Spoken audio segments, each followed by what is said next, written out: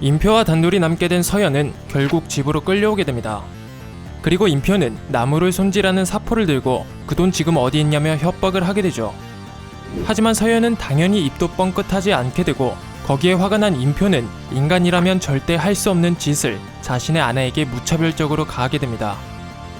그런데 사이코패스의 면모를 보여주듯 갑자기 자신이 상처낸 곳을 정성스레 치료해주며 지금까지 정말 잘못했다, 돈이 있는 곳을 알려주면 풀어준다는 얘기를 하게 되죠.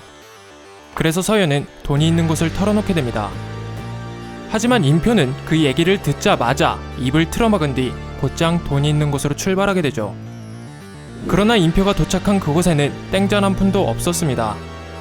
왜냐하면 처음에 돈을 숨겨놓았던 우물이었기 때문이었죠. 알고 보니 서연은 임표가 돈을 가지러 간 사이 도망칠 생각에 거짓말을 한 것이었습니다. 그 사실을 뒤늦게 눈치챈 임표는 서연에게 당했다고 생각하며 허겁지겁 다시 집으로 향하게 되죠. 그 시각 서연은 테이블 위에 있던 유리컵을 떨어뜨려 묶여있는 손발을 풀어보려고 하던 그때 누군가 찾아오게 되죠. 바로 집으로 허겁지겁 오고 있는 임표와 통화가 되지 않아 집까지 찾아온 재훈이었습니다. 그래서 서연은 마지막 기회라고 생각하며 온 힘을 다해 입에 있는 테이프를 풀게 되고 자신이 집안에 묶여있다는 것을 얘기하며 현관 비밀번호를 알려줘 재훈이 들어오게 되죠. 그렇게 서연은 재훈의 도움으로 무사히 집에서 탈출할 수 있게 됩니다. 하지만 그때 마침 임표가 도착하게 되어 결국 잡힐 위기에 처하게 되죠. 그러나 재훈의 도움 아닌 도움으로 서연은 무사히 도망칠 수 있게 되고 재훈과 임표는 서연이 도망치는 것을 지켜보고 있을 수밖에 없게 됩니다. 한편 임표의 전기 충격기를 맞고 기절했던 나이트클럽 사장은 해커의 도움으로 태우의 위치를 찾아 그쪽으로 향하려 합니다. 그런데 그때 임표에게 도망친 서연이 찾아오게 되죠.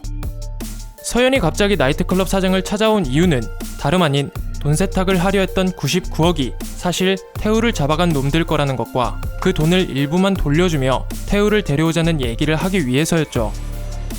그렇게 나이트클럽 사장과 서연은 50억을 가지고 태우의 동생이 일했던 장소로 가서 그 도박 사이트 대표와 협상을 시작하려 합니다. 그 시각 태우는 열쇠 주인이 누구냐는 상무의 말에 불응하여 죽을 위기에 처하게 됩니다.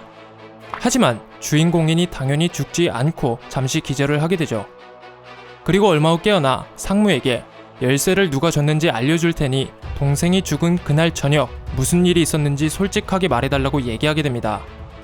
그래서 상무는 사실 자신도 태우의 동생이 자신의 뒷조사를 하고 있던 걸 알고 있었다. 그래서 협상을 하기 위해 따로 만나자고 전화를 한 뒤 기다리고 있었다. 하지만 태우의 동생은 오지 않았고 그 다음날 아침 사고당한 소식을 듣게 됐다고 말하게 되죠. 그 말을 듣게 된 태우는 약속대로 열쇠를 준 사람을 얘기하고서 서연이 있는 장소로 향하게 됩니다. 그러나 태우는 달리던 차에서 일부러 싸움을 일으켜 탈출을 하게 되죠. 그렇게 태우는 나이트클럽 사장에게 전화를 걸게 되고 나이트클럽 사장은 태우가 살아있다는 전화를 받은 그때 도박 사이트 대표가 지금 나오고 있다는 얘기를 듣게 되어 서연에게 얼른 돈을 가지고 나가라고 얘기하여 태우를 풀어주기 위해 가져온 돈을 지킬 수 있게 됩니다. 그렇게 서연과 나이트클럽 사장은 겨우겨우 태우와 만나게 되고 집까지 무사히 데리고 오게 되죠. 그 후 서연은 태우에게 지금까지 도와줘서 고맙다며 자신은 이제 돈을 가지고 한국에서 떠나려 한다고 얘기를 하게 됩니다. 그런데 그걸 누군가 지켜보고 있었죠. 바로 홍임표였습니다. 알고 보니 태우의 집을 또 어떻게 찾아내 몰래카메라를 설치했던 것이었죠. 그래서 임표는 서연이 돈을 가지고 한국을 떠나려 한다는 것을 알아차리게 됩니다. 한편 아까 나이트클럽 사장과 잠깐 만나고 들어온 도박 사이트 대표는 태우의 상사였던 사람에게 뒷돈 받고 잘 지내고 있으면 태우의 뒷조사 좀 똑바로 하라고 얘기하게 됩니다. 그런데 태우의 상사였던 이 사람은 조금 있으면 그분이 한국에 들어온다며 100억을 얼른 찾아야지 목숨을 부지할 수 있지 않겠냐는 이상한 말을 하게 되죠. 그뿐만 아니라 희주 아빠 또한 희주에게 조만간 그 사람이 한국에 들어오니 3년 전처럼 천문학적인 돈이 움직일 거라고 얘기를 하게 되고 더불어 서연이 지내고 있는 장할머니 집을 찾아가 조만간 큰 불이 다시 일어날 터이니 늙은 사람들끼리 힘을 합쳐야 하지 않겠냐는 의미심장한 얘기를 하게 됩니다. 그런데 장할머니는 그를 매섭게 쳐다보며 자신이 몸만 멀쩡했어도 네 딸년 이미 죽었다는 이상한 얘기를 하게 되죠. 그리고 더욱 충격적인 것은 사실 상무는 그날 저녁 태우의 동생과 만났었고 태우의 동생에게 자신의 타깃은 상무도 도박 사이트 대표도 아닌 태우를 밑바닥에 처박은 아직 한국에 들어오지 않은 그놈이라는 얘기를 들었던 것이었습니다. 며칠 후 서연은 오붓하게 밥을 먹고 있는 희준의 가족을 찾아가게 되고 서연을 보게 된 재훈과 희준은 깜짝 놀라면서 11, 12화는 이렇게 끝이 나게 됩니다.